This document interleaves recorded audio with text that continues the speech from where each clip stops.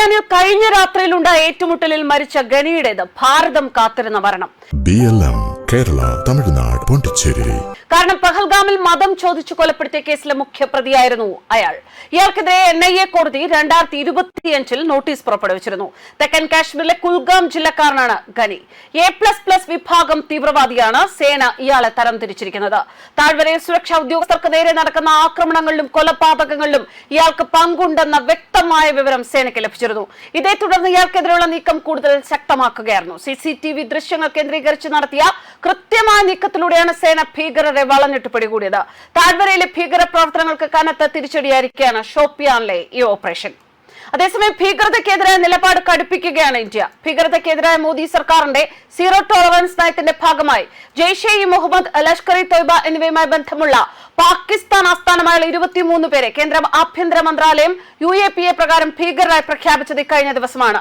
ഇന്ത്യയുടെ ആഭ്യന്തര പ്രാദേശിക സുരക്ഷ ശക്തിപ്പെടുത്തുക എന്ന ലക്ഷ്യത്തോടെയുള്ള ഈ തീരുമാനം UAPAയുടെ 4ാം ഷെഡ്യൂൾ വിപുലീകരിക്കുന്നതാണ്. പാകിസ്ഥാനിൽ നിന്നും പാകിസ്ഥാൻ അധിനിവേശ കാശ്മീരിൽ നിന്നും ഇന്ത്യ വിരുദ്ധ ഭീകര പ്രവർത്തനങ്ങൾ ആസൂത്രണം ചെയ്യുന്ന വ്യക്തികൾക്കെതിരെ നിയമപരവും സാമ്പത്തികവുമായ നടപടികൾ ശക്തമാക്കാൻ ഇത് അധികൃതർക്ക് സഹായകരമാകും. ഈ നീക്കം ഇന്ത്യയുടെ മുൻനിര ഭീകരവിരുദ്ധ ഏജൻസിയായ നാഷണൽ ഇൻവെസ്റ്റിഗേഷൻ ഏജൻസിക്കും മറ്റ് സുരക്ഷാ ഏജൻസികൾക്കും പട്ടികപ്പെടുത്തിയ വ്യക്തികളുടെ സാമ്പത്തിക ആസ്തികൾ മരവിപ്പിക്കാനും ധനസഹായ ചാനലുകൾ തടയാനും ആയുധ ഇടപാടുകൾക്ക് ഉപരോധം ഏർപ്പെടുത്താനും അവരുമായി ബന്ധപ്പെട്ട സ്വത്തുക്കൾ കണ്ടുകെട്ടാനും അധികാരം നൽകുന്നതാണ്. ഇന്ത്യയെ ലക്ഷ്യമിടുന്ന ഭീകര സംഘടനകളുടെ പ്രവർത്തന, സാമ്പത്തിക, ലോജിസ്റ്റിക്സ് ശൃംഖലകളെ ഇല്ലാതാക്കുകയാണ് ഈ നടപടിയിലൂടെ ലക്ഷ്യമിടുന്നതെന്ന് ഉദ്യോഗസ്ഥർ പറയുന്നു.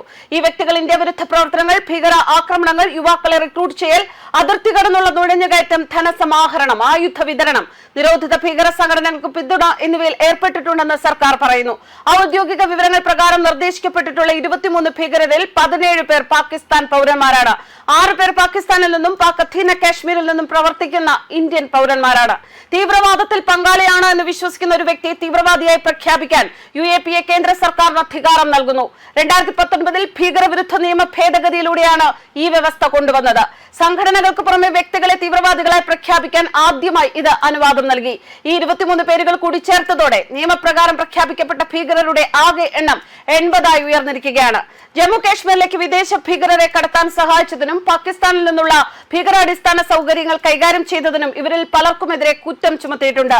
ഭീകര ഗ്രൂപ്പുകളുടെ റിക്രൂട്ട്മെന്റ്, ധനസഹായം, പരിശീലനം, പ്രവർത്തനശേഷി എന്നിവ തടസ്സപ്പെടുത്തി അതിർത്തിക്കപ്പുറത്ത് പ്രവർത്തിക്കുന്ന ഭീകര ആവാസ വ്യവസ്ഥയെ തകർക്കാനുള്ള നിരന്തര ശ്രമങ്ങളുടെ ഭാഗമാണ് നടപടിയെന്ന് മന്ത്രാലയം പറഞ്ഞു. ന്യൂസ് ഡെസ്ക് കർമ്മ ന്യൂസ്.